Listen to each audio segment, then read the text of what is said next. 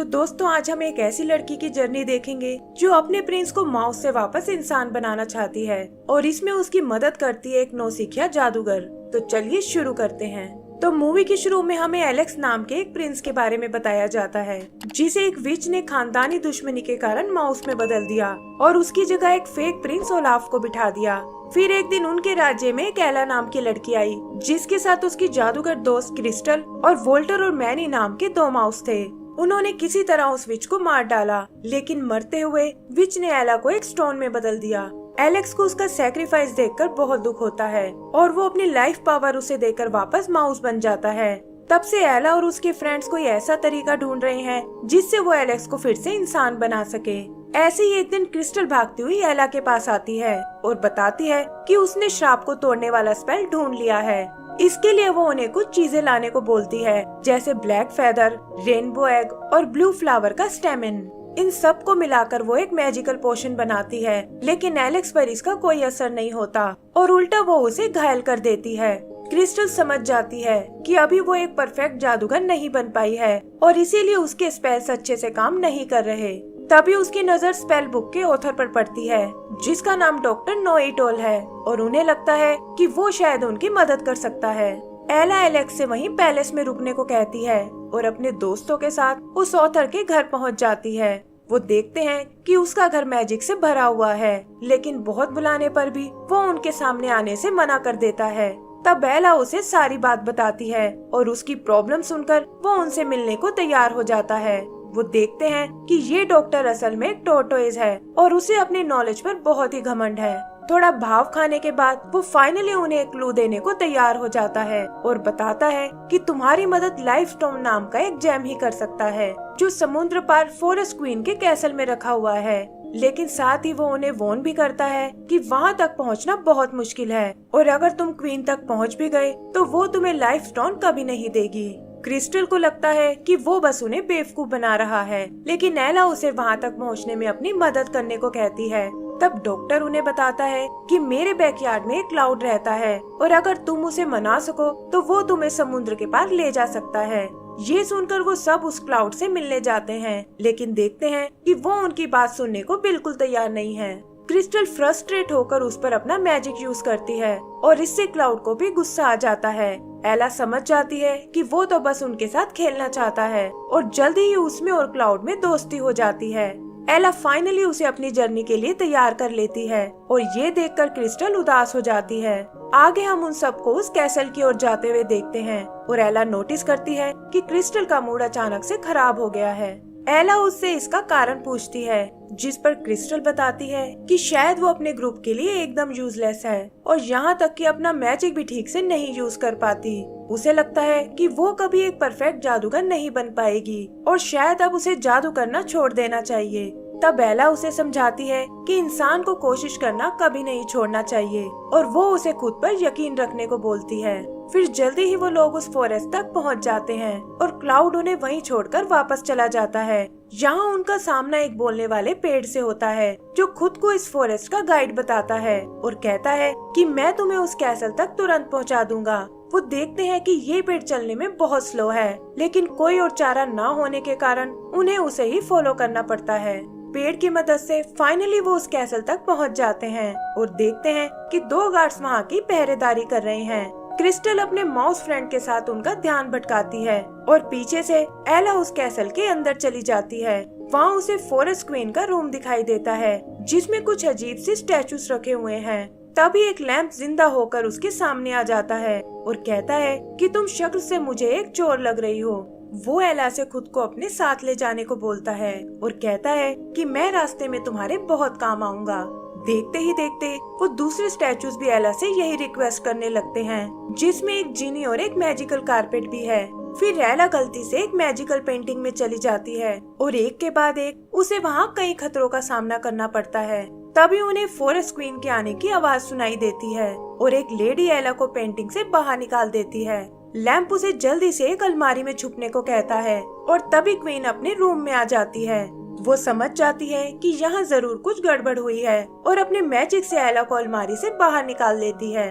वो एला से इस तरह यहाँ आने का कारण पूछती है और तभी उसे ढूंढते हुए क्रिस्टल और वो माउस वहाँ आ जाते हैं। क्वीन को लगता है कि ये सब शायद यहाँ चोरी करने आए हैं और वो एक एक करके उन सबको कैद कर लेती है। तब एला उसे बताती है कि हम तो यहाँ उस लाइफ स्टोन को लेने आए थे ताकि अपने फ्रेंड एलेक्स की मदद कर सकें। लेकिन फॉरेस्ट क्वीन उन्हें बताती है कि तुम लोगों ने यहाँ आने में देर कर दी क्योंकि लाइफ स्टोन को तो डेजर्ट क्वीन ने पहले ही चुरा लिया है।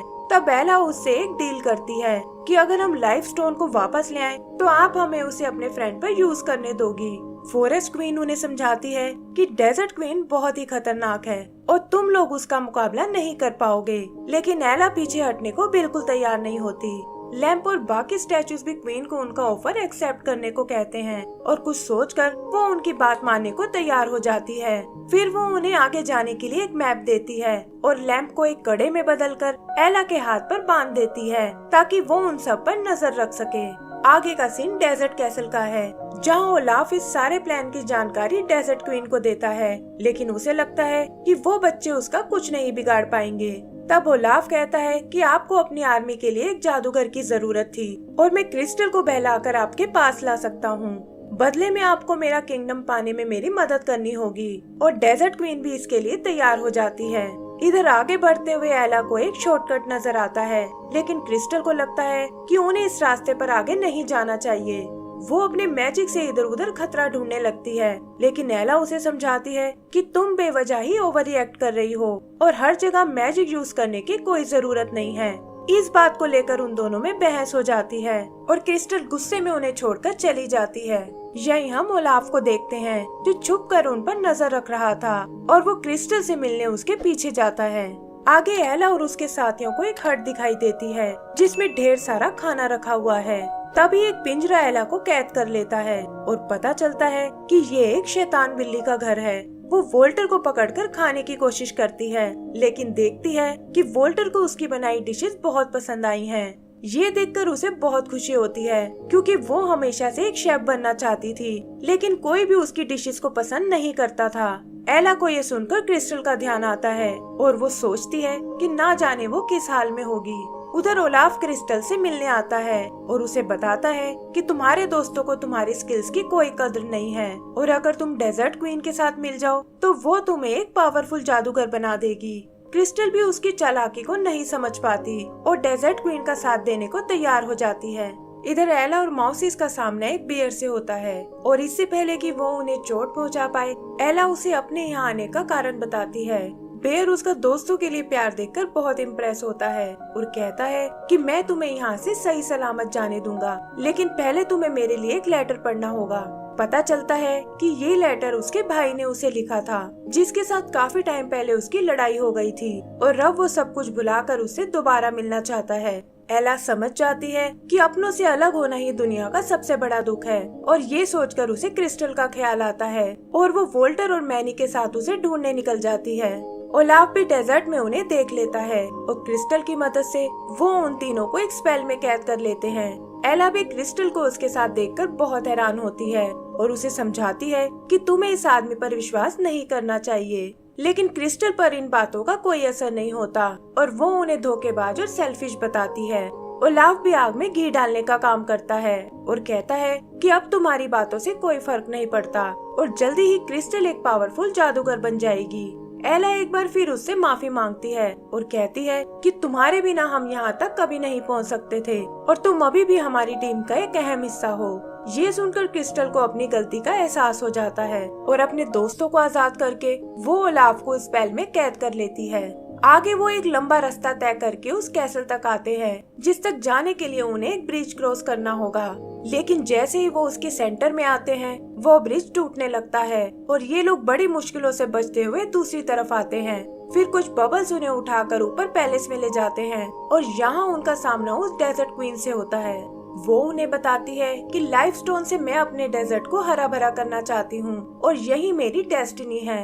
एला उससे किसी और तरीके के बारे में पूछती है, जिस पर क्वीन कहती है कि मुझे अपने काम के लिए एक जादूगर की जरूरत है और अगर क्रिस्टल यहाँ रहने को तैयार हो जाए तो मैं तुम्हें वो लाइफ स्टोन यूज करने के लिए दे सकती हूँ। क्रिस्टल उसकी बात मानने को तैयार हो जाती है और एला को समझाती है कि इससे वो एलेक्स को फिर से इंसान बना सकती है और डेजर्ट क्वीन की मदद से उसका बड़ा जादूगर बनने का सपना भी पूरा हो जाएगा।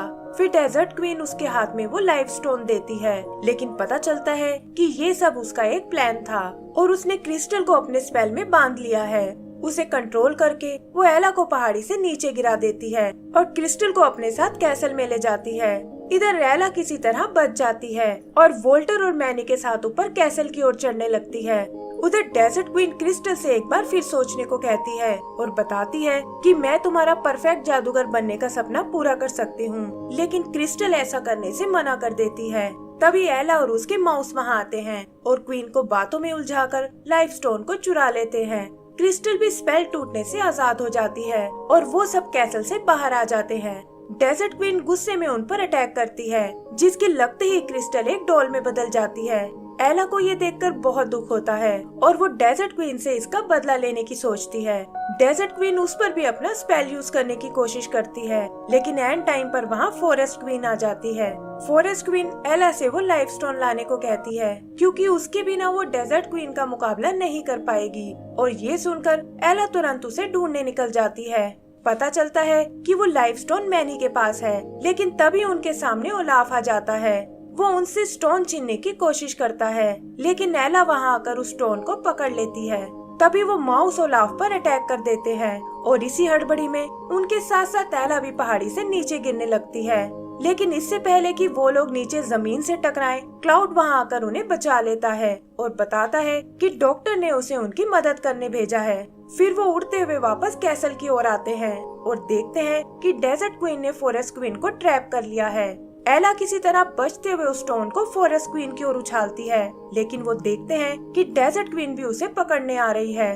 तभी फॉरेस्ट क्वीन एला के हाथ में बंधे उस लैंप को एक्टिवेट करती है और उसकी रोशनी डेजर्ट क्वीन को चकाचौंध कर देती है। लाइफ स्टोन भी फाइनली फॉरेस्ट क्वीन की छड़ी तक पहुंच जाता है और वो डेजर्ट क्वीन को उड़ाकर दूर फेंक देती है। आगे हम उन सभी को फॉरेस्ट कैसल में देखते हैं, जहां क्वीन उन्हें बताती है कि वो एलेक्स और क्रिस्टल में से किसी एक को ही ठीक कर सकते हैं। तब एलेक्स उससे क्रिस्टल को जिंदा करने को कहता है, क्योंकि उसकी ये हालत उसी की वजह से हुई है और एला को भी उसकी बात माननी पड़ती है। फिर क्वीन स्टोन की पावर से क्रिस्टल को ठीक कर देती है और हम देखते हैं कि वो इस बार एक नए रूप में है। क्रिस्टल एलेक्स को माउस के रूप में देखकर बहुत हैरान होती है और तब फॉरेस्ट क्वीन उसे सारी बात बताती है और ये सुनकर क्रिस्टल को बहुत दुख होता है। आगे क्वीन उसे बताती है कि लाइफ स्टोन ने तुम्हारी मैजिकल पावर को बढ़ा दिया है, जिससे तुम भी एक परफेक्ट जादूगर बन चुकी हो और अब तुम फिर से अपना पहले वाला स्पेल ट्राई कर सकती हो। क्रिस्टल भी ये सुनकर खुश हो जाती है और अपने दोस्तों से स्पेल की चीजों को फिर से इकट्ठा करने को बोलती है। फाइनली उसके स्पेल से एलेक्स फिर से इंसान बन जाता है और इसी के साथ हमारी ये मूवी भी खत्म हो जाती है। तो दोस्तों, अगर आपको ये मूवी पसंद आई हो तो प्लीज हमें लाइक एंड सब्सक्राइब करना ना भूलें। Thank you.